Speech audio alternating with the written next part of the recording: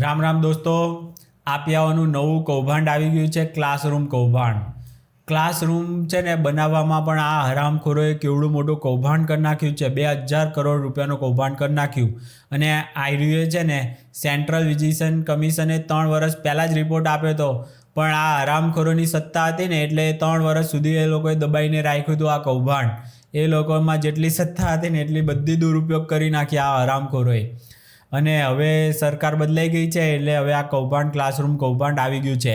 આ લોકોને 10 વર્ષમાં છે ને પૂછવામાં આવતું કે કેટલી સ્કૂલો બનાવી, તો આ હરામખોરો જવાબ હું આપતા કે અમે 80,000 જેટલા ક્લાસરૂમ બનાવ્યા. આપણે પૂછીએ સ્કૂલ કેટલી નવી બનાવી, કારણ કે એ લોકોએ છે ને 500 નવી સ્કૂલો બનાવવાનો વાયદો કરેલો હતો, પણ પછી છેલ્લે ખબર પડી કે 23 સ્કૂલો બનાવી છે આ લોકોએ. ફક્ત ને ફક્ત 23 સ્કૂલો. બોલો, વિચાર કરો, આ હરામખોરોએ 10 વર્ષમાં ફક્ત 23 સ્કૂલો, જ્યારે વાયદો હતો 500 સ્કૂલોનો. આવી આ હરામખોરી પહેલેથી જ કરી. દારૂનું કૌભાંડ તો કરી નાખ્યું, અને આ જે હવે આવ્યું ને આમાં કેવી રીતે ક્લાસરૂમ કૌભાંડ કર્યું ખબર છે દોસ્તો? તો ક્લાસરૂમને સેમી પરમેનન્ટ સ્ટ્રક્ચર તરીકે બનાવવામાં આવ્યા હતા, એટલે SPS તરીકે.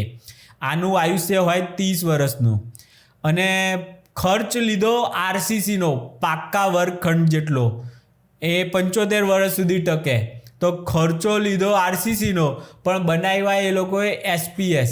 આ કોન્ટ્રાક્ટ એમણે કોન્ટ્રાક્ટરો જે આપેલા 34 કોન્ટ્રાક્ટરોને કોન્ટ્રાક્ટ આપેલો, એ બધા આપિયાઓ સાથે જોડાયેલા હતા.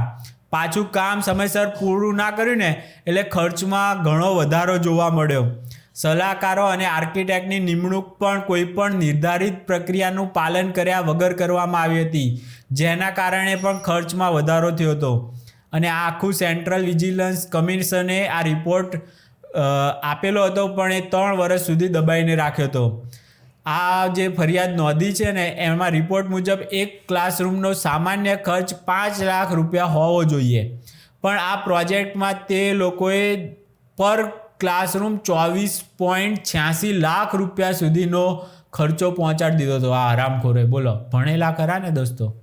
તો CVCના અહેવાલ મુજબ SPS બાંધકામનો ખર્ચ પ્રતિ ચોરસ ફૂટ 2292 રૂપિયા સુધી પહોંચે છે, જ્યારે શાળાના પાક્કા બાંધકામનો ખર્ચ 2000 થી 2400 રૂપિયા પ્રતિ ચોરસ ફૂટ જેટલો હોય છે.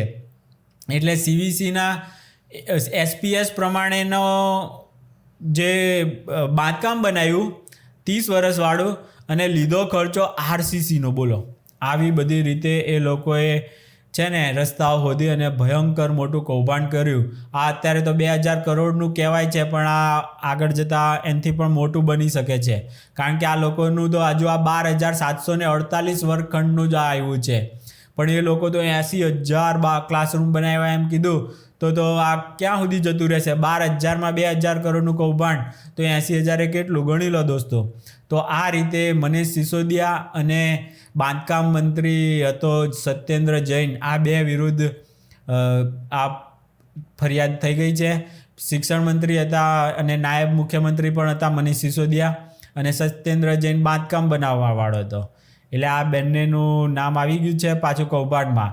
અને પેલો કેજરીવાલ તો બચી ગયો, કારણ કે એ કોઈ જગ્યાએ સહી નહોતો કરતો. આ બધા બિચારા જે પણ કરતા હોય ને, ઘર પેલાનું ભરાણું દોસ્તો. એ રહ્યો અત્યાર સુધી તમને લાગે ને પેલા સ્લીપર હવાઈ ચપ્પલમાં ફરતો હતો ને, ચેક શર્ટ ને આવું બધું, અત્યારે દોસ્તો અત્યારે એ સત્તામાંથી નીકળી ગયો ને, અત્યારે એણે 5 સ્ટારમાં એની છોકરીના લગ્ન કર્યા. એક ડીશ કહેવાય છે 34,000 રૂપિયાની એક ડીશ હતી. આ જો આમ આદમી પાર્ટી, આમ આદમીનો માણસ, સામાન્ય માણસ, મુખ્યમંત્રી, બોલો, એને 34,000 રૂપિયાની ડીશ ખવડાવી. અને મોટા લોકોને બોલાવ્યા હતા, સેલિબ્રિટીને બોલાવ્યા હતા. એ લોકો તો મફત તો આવે નહીં, લોકોને રૂપિયા ખવડાવીને બોલાવ્યા હશે. 5 સ્ટારમાં જોરદાર લગ્ન કર્યા, જબરજસ્ત. ક્યાં એ હવાઈ ચપ્પલમાં કે ચેક શર્ટમાં દેખાણો જ નથી. એટલું એ એના ઓરિજિનલ છે ને આવી ગયો એની ઓકાત પર દોસ્તો. અત્યાર સુધી ખાલી નોટંકી કરતો હતો, અને સેમ નોટંકી એની જ કોપી છે જ અહીંયા વિસાવદરમાં અત્યારે કરી રહી છે નોટંકી. હવે વિસાવદરની જનતા દિલ્હી જેવી મૂર્ખ બને છે કે નહીં, આવનારા ટાઈમમાં જોઈશું આપણે. ચાલો ત્યારે દોસ્તો, રજા લઈએ. રામ રામ.